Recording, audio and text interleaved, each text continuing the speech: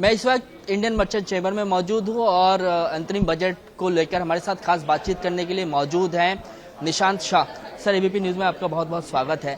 वित्त मंत्री ने आज अंतरिम बजट पेश किया है। इस बजट को किस तरीके से देखते हैं? क्या ये आम आदमी के उम्मीदों पर उतरता हुआ बजट है कि नहीं?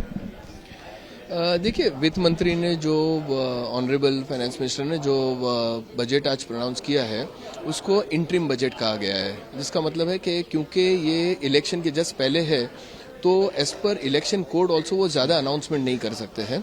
एक फुल बजट इलेक्शन के होने के बाद जो पार्टी आएगी वो जुलाई में किया जाएगा।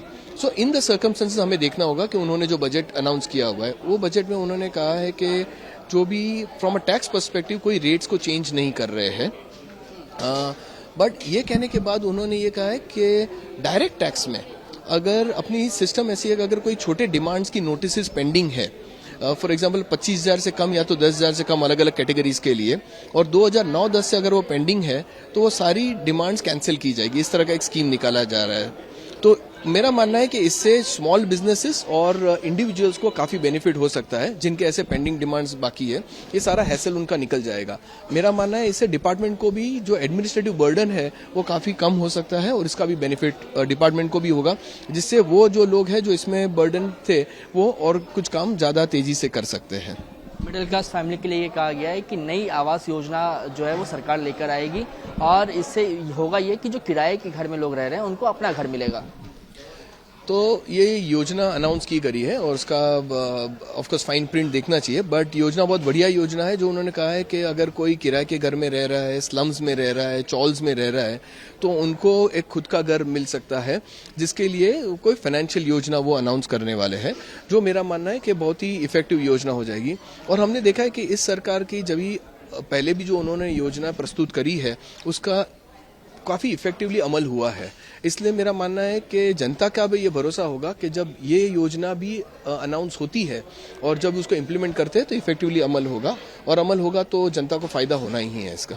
जीएसटी कलेक्शन को लेकर ये बात कही गई है कि 1.66 लाख करोड़ का जो है वो जीएसटी कलेक्शन हुआ है। साथ ही साथ जो टैक्स पेयर हैं उनकी संख्या जो है वो देश में बढ़ी है। तो भारत जैसे विकसित देश के लिए आप इस साइन को किस तरीके से देखते हैं कि एक तरफ जहां पे जीएसटी में रिकॉर्ड कलेक्शन हो रहा है, वहीं दूसरी तरफ जो टैक्स पेयर हैं वो अपनी जिम्मेदारी जो है वो समझ रहे हैं और लगातार बढ़ोतरी हो रही है? देखिए, ये बहुत ही बढ़िया क्वेश्चन भी है।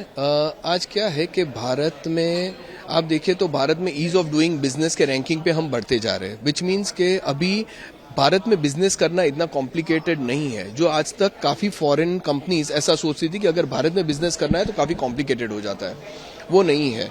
जिसका डायरेक्ट रिफ्लेक्शन है कि ज़्यादा ही ज़्यादा लोग अपने आप को रजिस्टर करा रहे हैं और कंप्लाई कर रहे हैं। सारा जो कंप्लायंस कैरी आउट करना है, रिटर्न फाइल करना है, टैक्स भरना है, वो सारा कर रहे हैं। दूसरा ये है कि हम जो देख रहे हैं कि अपना जीएसटी का कलेक्शन बढ़ते जा रहे हैं, उसके दो इम्प्लीकेशन है। एक, ज़्यादा से ज़्यादा लोग कंप्लाई कर रहे हैं, और दूसरा, ओवरऑल इकोनॉमी ग्रो हो रही है। जिस तरह से इकोनॉमी ग्रो हो रही है और आज भारत में सबसे ज़्यादा कंज्यूमर क्लास यानी कंजम्पशन पॉपुलेशन है, एंड इकोनॉमिक ग्रोथ के साथ ये कंजम्पशन पॉपुलेशन का स्टैंडर्ड ऑफ लिविंग भी बढ़ते जा रहा है, from middle class, lower middle class to middle class to upper middle class, ताकि उनका एक्सपेंडिचर क्वांटम भी बढ़ते जा रहा है, वो खर्चा भी ज़्यादा कर सकते हैं। इससे जो फॉरेन कंपनीज है उनको भी अभी भारत अट्रैक्टिव लगता है कि आके अपनी स्थापना भारत में करें, क्योंकि उनको इनहेरेंट मार्केट एक भारत में ही मिल जाता है।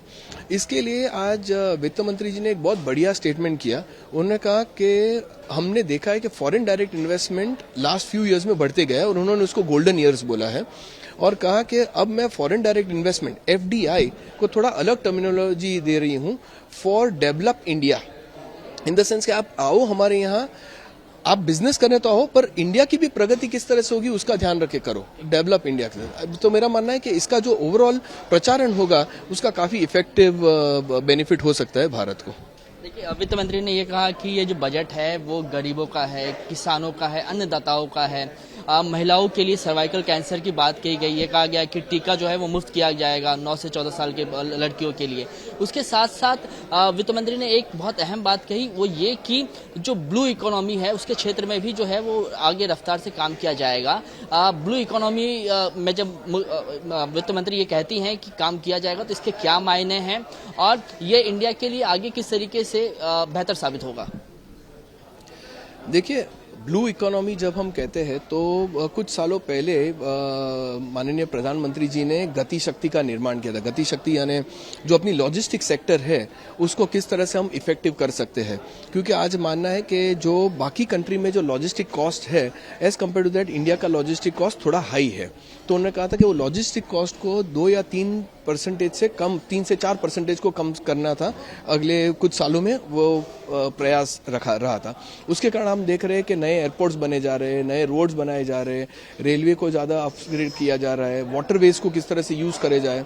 तो ये सारा करने से, और दूसरा जो उसको कनेक्टेड ब्लू इकोनॉमी में है कि हमारे G20 जब हुआ था या तो अभी जो COP28 दुबई में हुआ उसमें हमने बताया हुआ है कि हम भी क्लाइमेट चेंज के लिए बेनिफिट कर रहे हैं।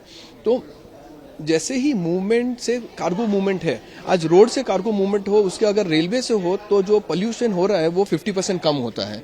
अगर वाटरवे से हो तो 1/4 खाली पोल्यूशन होता है एज कम्पेयर टू रोड। तो ये सारा जो एक्शन लिया जा रहा है, या तो जो पावर जनरेशन है, रिन्यूएबल पावर सोर्सेज है, सोलर से हो तो अगेन पोल्यूशन कम हो जाता है। तो while we are growing the economy is being grown in a manner that is also supporting climate change, और उसका ओवरऑल बेनिफिट भारत को भी होगा और भारत के द्वारा पूरे दुनिया को भी हो जाएगा। एक अंतिम सवाल, ऑन एन स्केल ऑफ 10 इस अंतरिम बजट को आप क्या रेटिंग देना चाहेंगे, और क्या ये आम आदमी की उम्मीदों पर उतरने वाला बजट है कि ये महज एक चुनावी शगुफा छोड़ा गया है? मेरा मानना है कि अगर ये कोई चुनावी प्रोपोगेंडा के लिए होता तो काफ़ी हमने और तरीके के अनाउंसमेंट सुने होते। यहाँ पे क्लियरली दिखता है कि शायद जो आज रूलिंग पार्टी है वो कॉन्फिडेंट है एंड देयरफॉर उन्होंने कोई डायरेक्ट बेनिफिट जनता के हाथ में नहीं दी है। मतलब जो केंद्र सरकार है उसका जो विजन है वो आम लोगों के विकास के लिए वो क्लियर है। बिल्कुल, जो उनका विजन है वो क्लियर है, प्लस जो टैक्स कलेक्शन एक्सेट्रा से जो उनके पास फंड्स आ रहे हैं उसका इस्तेमाल किस तरह से करना है जिससे डायरेक्ट पैसे आम जनता के हाथ में नहीं देने पर उनका प्रोग्रेस कराना है। अगर आप देखें ये जितनी भी स्कीम्स अनाउंस हुई है वो छोटे व्यवसाय को बेनिफिट करेगी।